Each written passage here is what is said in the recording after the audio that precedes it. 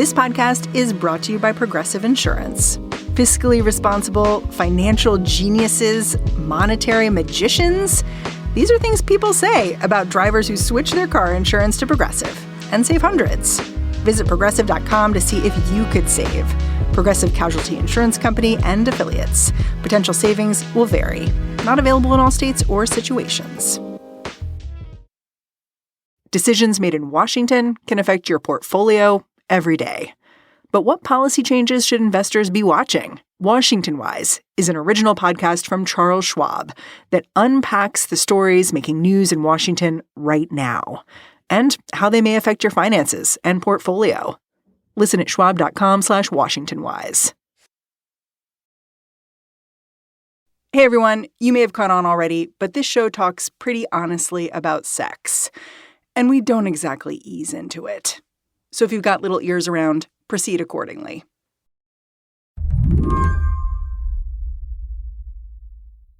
So, Jen, how weird was it to go to school to learn how to fake an orgasm?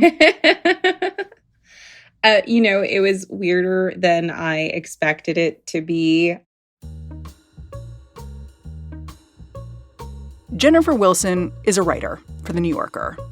And this orgasm faking lesson, it was technically research. She just wrote this article on Hollywood intimacy coordinators. And she figured the best way to understand this new job was to get certified to do it. Can you just define for me what is an intimacy coordinator? It's a long, convoluted definition. Okay. That seems meaningful on its own. Even people in Hollywood don't exactly know what they do.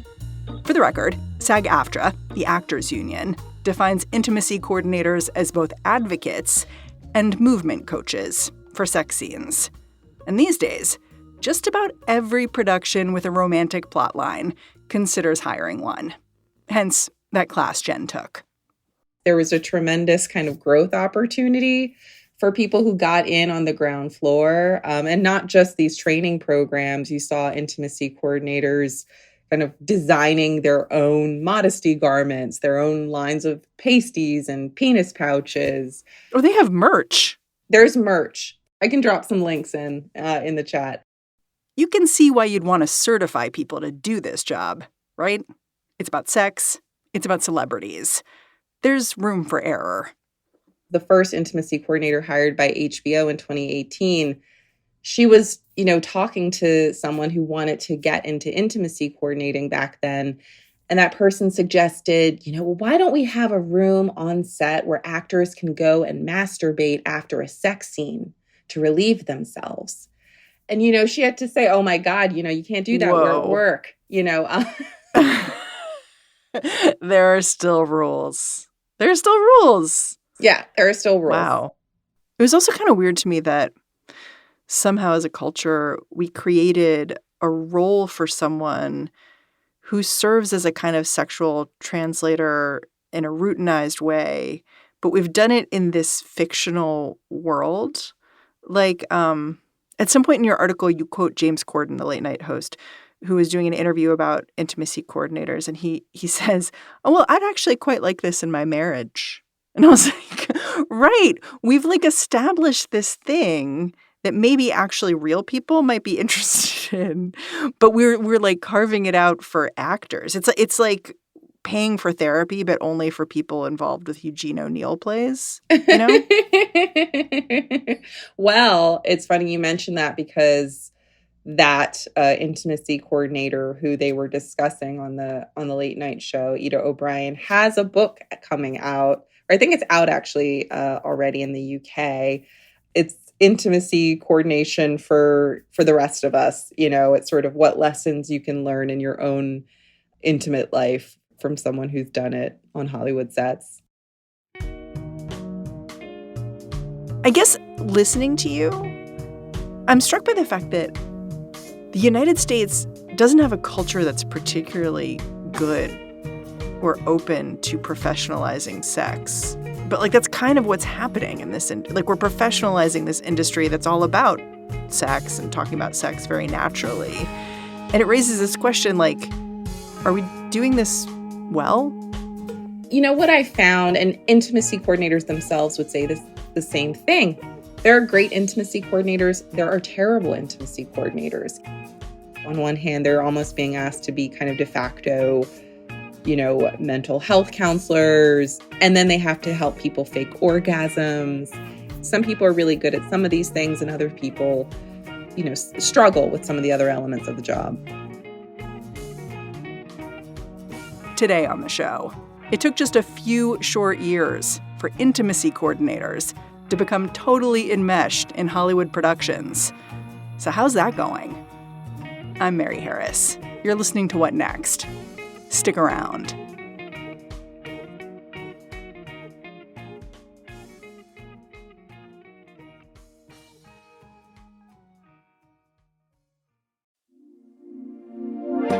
This podcast is brought to you by Progressive Insurance. Do you ever think about switching insurance companies to see if you could save some cash? Progressive makes it easy. Just drop in some details about yourself and see if you're eligible to save money when you bundle your home and auto policies. The process only takes minutes, and it could mean hundreds more in your pocket. Visit Progressive.com after this episode to see if you could save. Progressive Casualty Insurance Company and Affiliates. Potential savings will vary. Not available in all states. Rated T for Teen. Each year, thousands of adults lose their shred. It's an epidemic simply known as shred loss. But it doesn't have to be this way, because rekindling your shred is as easy as playing the new Tony Hawk's Pro Skater 3 and 4. And with new parks, cross-platform multiplayer, and sick new game modes, we can put an end to shred loss everywhere. Get the new Tony Hawk's Pro Skater 3 and 4 and show the world that the shred's not dead. Pre-order Tony Hawk's Pro Skater 3 and 4 and play the Foundry demo. You attribute the invention of intimacy coordination as a practice to a graduate student who started thinking about this in the mid-2000s. Can you just tell me that story? Because I'd never heard of it before. This was one of the most surprising things that I learned in the course of my reporting, was that intimacy coordination goes back much further than Me Too. It was actually in 2006 that a graduate student named Tanya Campanella-Sena invented what we now think of as kind of modern intimacy coordination. How? So she was a graduate student in theater at Virginia Commonwealth University, and she had been cast in a student production of a Steve Martin play about Pablo Picasso, and she was playing, Picasso's love interest. And she and the actor had a love scene together, and they didn't get along. And the director said to them, "You guys need to work on this. This is terrible." So they stayed after, everyone had left the theater, the lights were kind of dim, and they started rehearsing. And, she said before long, she realized that they weren't acting anymore. They were just making out? They were just making out. And the two of them got confused and left their partners and were a couple until the show was over, what's called a showmance. And actually, there are stories of producers and directors actually encouraging actors to develop these, to say, why don't you go date your co-star? Maybe that'll, turn up a notch on the chemistry. And so she really wanted to create a better way to do sex scenes. She wanted to figure out, was there a way that you could choreograph chemistry? Were there exercises that you could do that would build it kind of artificially and also could kind of break the spell at the very end? She wanted to make sure that no one else ever got lost in a sex scene and got kind of emotionally confused by it. That's so interesting. So this woman's come up with a way to kind of mechanize the intensity of a relationship that you need to simulate as an actor. But you sort of peg the beginning of intimacy coordination as a movement in Hollywood to Me Too. You're like, it kind of supercharged everything. So what happened in 2018 that made these techniques all of a sudden become much more important, not just to people on the stage, but people on the screen? Yes. So after Tanya Sena graduated, she started teaching movement classes, classes in fight choreography. And she was also teaching these kind of workshops called Intimacy for the Stage. And from there, she and Alicia Rodas and another woman named Siobhan Richardson created a small kind of nonprofit called Intimacy Directors International, because Siobhan is from Canada. And, you know, they had a janky website, as they described it to me. But it was enough because in 2018, when, HBO was looking for someone to assist with sex scenes for their show, The Deuce, they were able to, type in enough keywords into Google that they found that website. What happened in 2018 that made it so urgent for HBO to hire intimacy coordinators? This was interesting to me, the fact that you could really actually pinpoint it to one production and one actor. This is all because of James Franco. So in 2018, the LA Times did a story in which a number of women accused James Franco of sexual misconduct, including students at his acting school, Studio 4. And among the accusations were that Franco, engaged in improper conduct during the shooting of sex scenes. New sexual misconduct allegations against James Franco have forced the New York Times to cancel a planned event with the actor today. Actor James Franco says sexual misconduct allegations against him are not accurate. At least 2 accusers came forward after he won a Golden Globe Award on Sunday. He wore a pen promoting a new campaign to fight sexual harassment and gender discrimination. The Times Up pen. He was like removing actresses' genital guards when he was simulating oral sex. Like, this is a pretty serious allegation. Absolutely. Those were the allegations. And at the time, he was the star of the HBO series The Deuce, created by David Simon of The Wire. It was a show about the rise of the pornography industry in New York in the 1970s. There was a lot of sex on that show. So what do you do? I make films. I make erotic films with a feminist bent. Femme erotica, I call it. Basically, it's skin flicks, it's porn. Yes, I make porn. So David Simon released a statement in support of James Franco, saying that there had been no accusations against him on the set of The Deuce. The lead actress on the show, Emily Mead, threatened to quit in protest. She was concerned that the timing of the statement could be seen as discrediting the allegations that had been made against Franco. Producers were freaking out. They did not want their lead actress to quit while they were already in a crisis. And so Emily Mead, because she knew that the accusations against James involved the filming of sex scenes, asked, well, can you get someone here for those shots to make sure that, everyone feels protected and safe? She had never heard of intimacy coordination. She didn't know if there was actually someone who could do the thing that she was asking for. But it was that request that prompted HBO producers to seek out Alicia Rodas. So all of a sudden, HBO's seeking intimacy coordinators, not just for this one show, right? But all of a sudden, everyone's seeking intimacy coordinators for a lot of what they're doing. Well, you have to understand that the hiring of Rodas got them good press, and Hollywood was not getting a lot of good press at this time, particularly as it related to sex. So it was good news. Intimacy coordinators at that time were great news.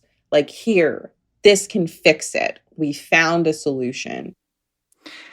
Yeah. It's like this weird back door into getting America to talk about sex. Because I feel like Americans talk about intimacy coordinators a lot just because we're like, ooh, weird. This is a job that exists. Because it's just delicious to talk about, right?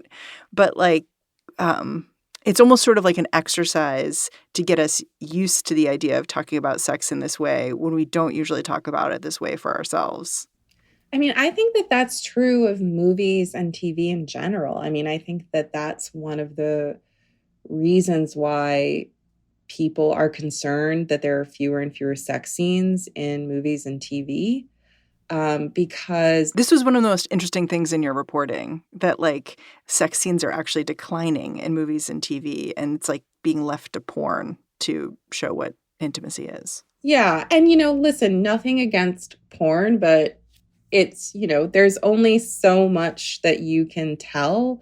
There are only so many kind of stories you can tell about intimacy in, whatever, a short clip that's there to satisfy really specific desires. There's just something really powerful about, character development over episodes and, the buildup of tension and conflict and all of these elements that can really contextualize an intimate moment and in a really powerful way. And yes, The Economist found that there's been a 40% drop in sex scenes since the year 2000. And yeah, I would argue that there's a lot that we can all learn about our own desires, about our own boundaries from watching, performers enact these scenarios in movies and TV. So I think that that's why people also feel so passionately about intimacy coordinators, is because likewise, it's sort of a way that we can kind of argue over these questions of consent and boundaries and work in what feels like a distant way. But I think it's also important to remember that actors are people, and they're not just there to kind of enact whatever we want them to act so that we can, have discourse around it.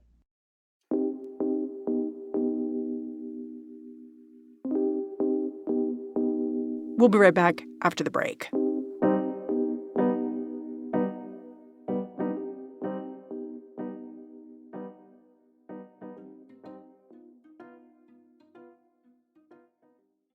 She's made up her mind to live pretty smart. Learn to budget responsibly right from the start. She spends a little less and puts more into savings. Keeps her blood pressure low and credit score raises. She's cutting debt right out of her life. She tracks her cash flow on a spreadsheet at night. Boring money moves make kind of lame songs, but they sound pretty sweet to your wallet. PNC Bank, brilliantly boring since 1865. Your burger is served, and this is our finest Pepsi Zero Sugar. Its sweet profile perfectly balances the savory notes of your burger. That is one perfect combination. Burgers deserve Pepsi. Ryan Reynolds here from Mint Mobile. With the price of just about everything going up, we thought we'd bring our prices down. So to help us, we brought in a reverse auctioneer, which is apparently a thing. Mint Mobile Unlimited Premium Wireless. How to get 30, 30, bit to get 30, bit to get 20, 20, 20, bit to get 20, 20, bit to get 15, 15, 15, 15, just $15 a month? Sold! Give it a try at mintmobile.com/switch. Upfront payment of $45 for 3-month plan, equivalent to $15 per month required. New customer offer for first 3 months only. Speed slow after 35 gigabytes if network's busy. Taxes and fees extra. See mintmobile.com. So fast forward to today. Intimacy coordinators are one of the fastest growing positions in show business. And in November, intimacy coordinators voted unanimously to join SAG-AFTRA, a union that's been advocating for their inclusion on sets. But there's still plenty of controversy about this job. Just in the last few weeks, you could read headlines like, Dakota Johnson raves about working with first intimacy coordinator. But then a few days later, Richard Gere doesn't think intimacy coordinators would have worked in the 80s. And there remains confusion about what exactly intimacy coordinators are doing on set. So intimacy coordinators just unionized under SAG, and they're still negotiating their contract. And I assumed that what they wanted out of that contract was better pay. And that is one of the things that they want. But a number of them told me they really just want a contract because it will clearly define for all of production what they do, what they don't do. In terms of, meetings with intimacy coordinators, those are not actually required as of now. They're recommendations. I have heard stories, lots of stories from intimacy coordinators of performers just not wanting to do the calls. And that's sort of one of the things that intimacy coordinators are hoping that a SAG-AFTRA contract will articulate so we can get everyone on the same page. But also, intimacy coordinators, as I said, when I gave you that definition, they do a lot of different things. So Gwyneth Paltrow got in a lot of trouble for saying that she would find getting choreography from an intimacy coordinator artistically stifling. And that was interpreted as her saying that she didn't want to work with intimacy coordinators. Choreography is one thing that intimacy coordinators sometimes do. Really, primarily, they're there to check in with the actor, make sure they're comfortable, make sure the nudity riders or whatever are signed, and make sure that just production is in compliance with SAG protocols for filming, nude or intimate scene, closed sets, things of that nature. But I think you can see that this is an industry that is still defining itself. We're still figuring out how to kind of separate who's good at this from who's not. SAG-AFTRA is still figuring out its requirements for accreditation are constantly evolving and being reevaluated. I think that it needs time, but I think that understandably, we want a solution now. I mean, I think many of us are still traumatized by the stories that came out of Hollywood during the Me Too movement. I'm sympathetic to us sort of wanting, a quick fix, but it's going to take time. I think one thing I took from your reporting is that in the best case scenario, intimacy coordinators are on a set to ensure everyone's in agreement about what sex is going to look like. And I imagine that sometimes that means telling someone pretty powerful, like a director or an A-list actor, no. But intimacy coordinators are also part of the gig economy. Doesn't that make them just susceptible to all kinds of forces that make them inherently vulnerable? Absolutely. I think the public tends to act like the presence of an intimacy coordinator on set is some kind of insurance policy against misconduct. But in fact, a number of intimacy coordinators report, feeling pushed into a corner, once they arrive on set, like they're just there to check a box. I spoke with a woman who researches intimacy coordinators, Dr. Tanya Horek, and she referred to this process as care washing. It's an academic term for when, an industry or a company pretends to be concerned about employee well-being while ultimately making very few substantive changes. Then I spoke to Jessica Steinrock, who runs Intimacy Directors and Coordinators, which is the largest training program for intimacy coordinators. And she spoke with me quite frankly. She said, we talk a lot about the pressure that performers are under, but intimacy coordinators are also under a lot of pressure. And if they say, no, this actor won't do that, they can be fired. And there's not really much that they can do about it. So how effective can they be in the end? This is a tricky thing. And it was hard for a lot of them to talk to me about this because on one hand, they're advocating for their own position. They're fighting for their position to be recognized and respected. And part of that is speaking to, how much influence they can exert on a set and how much they can implement. But at the same time, they wanted to talk to me about the fact that they don't always feel like that's true. They don't always feel like they get the opportunity to do that. So I think that, listen, effectiveness. It's like, how do you even measure it? Yeah. How do you measure effectiveness? And then also, the thing of difficult to work with, right? That was such a big term during Me Too. You heard about so many actresses who had been labeled difficult to work with when in fact they had just, resisted the advances of a Harvey Weinstein type. And I think that certainly can happen and has happened in the case of intimacy coordinators. Some of the intimacy coordinators who really, who said, I'm gonna call SAG and I'm gonna shut down production if we shoot this scene. They can get labeled difficult to work with. So they're really kind of putting their neck out there for performers in order to do their job, which is to protect them. I should also say there's real concern among intimacy coordinators that this career could vanish. They were really freaked out that Anora, a movie about sex workers that didn't have an intimacy coordinator on set, that it won 5 Oscars. Did you have an intimacy coordinator? That's the big thing now these days, right? Yeah. Well, You know, for our film, we didn't. It was a choice that I made, that the filmmakers offered to me if I wanted to bring on an intimacy coordinator or not.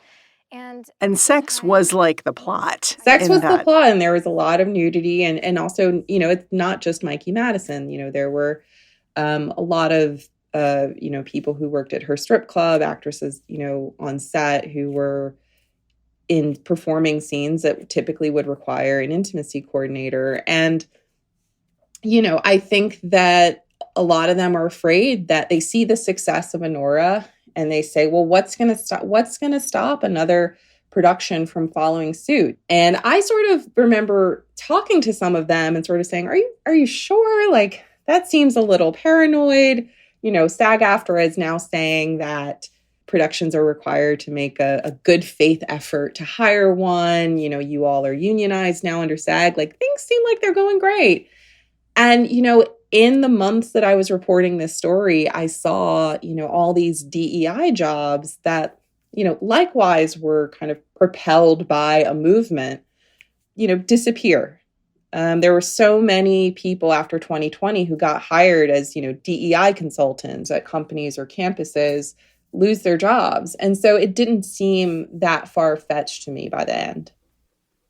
I look at intimacy coordinators and I see them as really like one of the few tangible things to have come out of the Me Too movement, like a thing that now exists and is like part of the culture that has endured and is in a contract and seems slightly robust, even if people are worried their jobs might go away.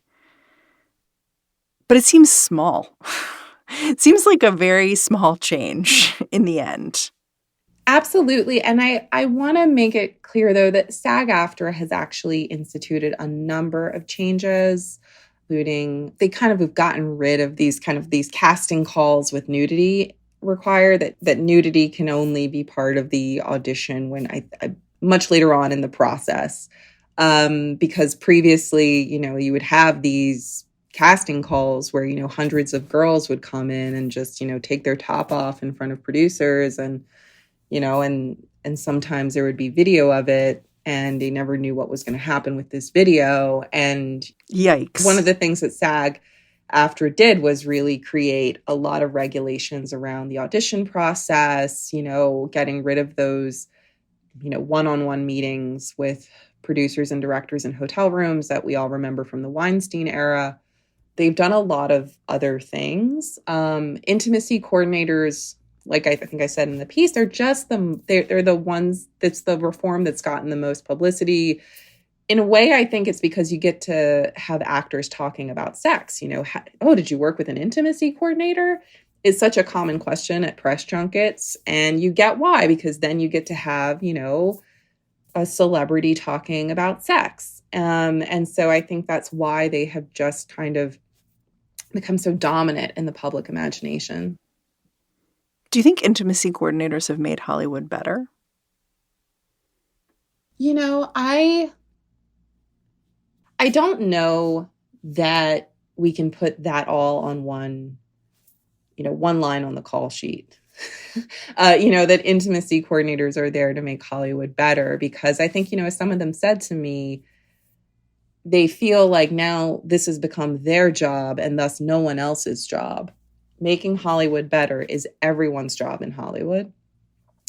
That said, I do think they are part of a necessary cultural shift. And I think that's almost, it's related to sex, but is also separate from it. When you think of this purely in labor terms, you've got this creative industry, very competitive. If you won't do it, there's a line of girls down the block who'll do it. You know, being able to say in that kind of context, I'm not comfortable with this, I don't want to do it, is extremely powerful from a labor perspective. And in that sense, you know, I think that intimacy coordinators are there to kind of slow down a process and to disrupt a system. And so I do think that they are part of Hollywood getting better. But again, I don't think this can be all on them. Jen, I'm really grateful for your time. Thanks for coming on the show. Thank you for having me. Jennifer Wilson is a staff writer at The New Yorker. And that's our show. What Next is produced by Paige Osburn, Elena Schwartz, Rob Gunther, Madeline Ducharme, and Anna Phillips. Ben Richmond is the Senior Director of Podcast Operations here at Slate. And I'm Mary Harris. Go track me down on Blue Sky. Say, hey, I'm at Mary Harris. Thanks for listening. Catch you back here next time.